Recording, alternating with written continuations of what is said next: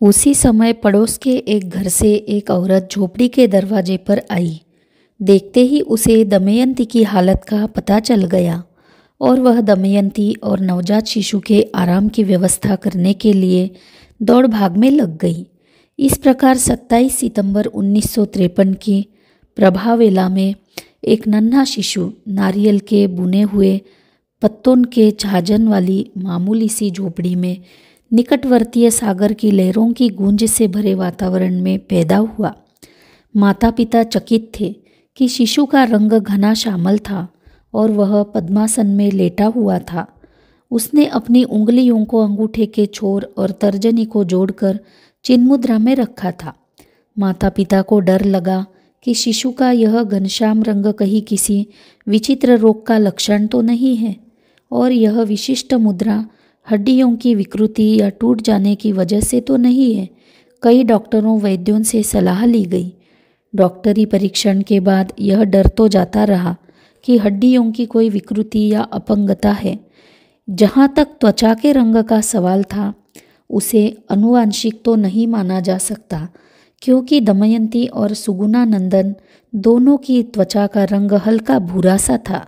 सो माता पिता को सलाह दी गई कि बच्चे को 6 महीने तक न नहलाएं, शायद इसी से यह विचित्र बीमारी दूर हो जाए। लेकिन 6 महीने बीत गए और फिर भी शिशु कन्या का वही घनश्याम रंग बना रहा, तो भगवान कृष्ण और देवी काली माँ की याद दिलाता था। धीरे धीरे वह घनश्याम रंग काले रंग में बदल गया। लेकिन जब जब नन्ही बच्ची में भगवान कृष्ण के दिव्य दर्शन की उत्कट अभिलाषा उत्पन्न होती, तब तब उनकी त्वचा का रंग फिर से घनश्याम हो जाता। आज भी जब अम्मा देवी के दिव्य भाव में प्रवेश करती है, तो उनकी त्वचा में घनश्याम रंग की झलक देखी जा सकती है। विडंबना की बात यह रही कि इसी घनश्याम रंग की वजह से भविष्य में दमयंती और परिवार के अन्य सदस्य बच्ची को तिरस्कार की दृष्टि से देखने वाले बन गए, और इस वजह से कालांतर में उसे अपने परिवार में और नाते रिश्तेदारों में घर में ही दीनहीन नौकरानी की हैसियत से रखा जाने वाला था। थोड़े से निकट के संबंधियों को ही लड़की के जन्म के बारे में बताया गया, क्योंकि इस नवजात शिशु को कोई महत्व नहीं दिया। एक तो वह लड़की थी और फिर दमयंती पहले ही 3 और बच्चों को जन्म दे चुकी थी।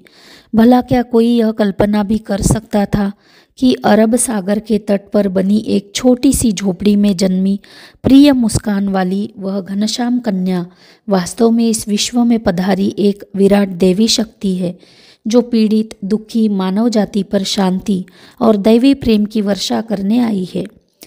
उस समय इस बात को कौन जानता था कि इसकी आध्यात्मिक संपदा इतनी महान होगी कि वह हजारों लाखों मुमुक्षुओं को आवागमन के महासागर से तार देगी। जन्म काल से ही नन्ही बच्ची की पूरी गतिविधियों में अनेक विलक्षणताएं दिखाई पड़ती थी, लेकिन उनका गूढ़ार्थ कालांतर में ही लोगों की समझ में धीरे धीरे आने लगा। सामान्य तौर पर चलना शुरू करने से पहले बच्चा विकास के विविध सोपानों से गुजरता है। पहले वह अपनी पीठ के बल लेटा रहता है, फिर करवटें बदलने लगता है, और फिर पेट के बल लेटकर अपने को हाथों के बल से खींचकर आगे सरकता है, और फिर वह घुटनों के बल रेंगने लगता है, और कुछ महीनों के बाद किसी तरह से सहारे को पकड़कर अपने दोनों पैरों पर खड़े होने की कोशिश करता है। इन सब स्थितियों से गुजरने में नन्हा बच्चा करीब 1 साल लगा देता है।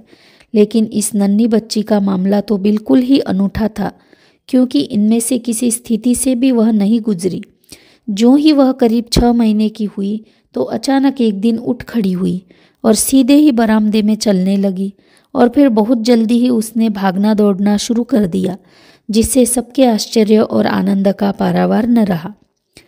माता पिता ने अपनी अद्भुत कन्या शिशु का नाम सुधामणि यानी अमृतमयी विशुद्ध मणि रखा।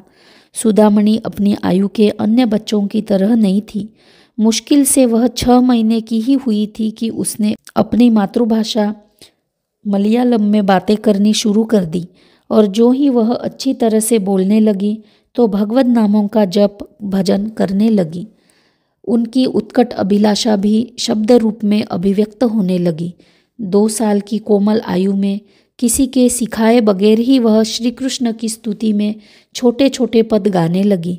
यह कहने की आवश्यकता नहीं कि नन्ही बच्ची के यह भजन कीर्तन जब परिवार के सदस्यों के कानों में पड़ते थे तो वे अत्यंत चकित रह जाते थे।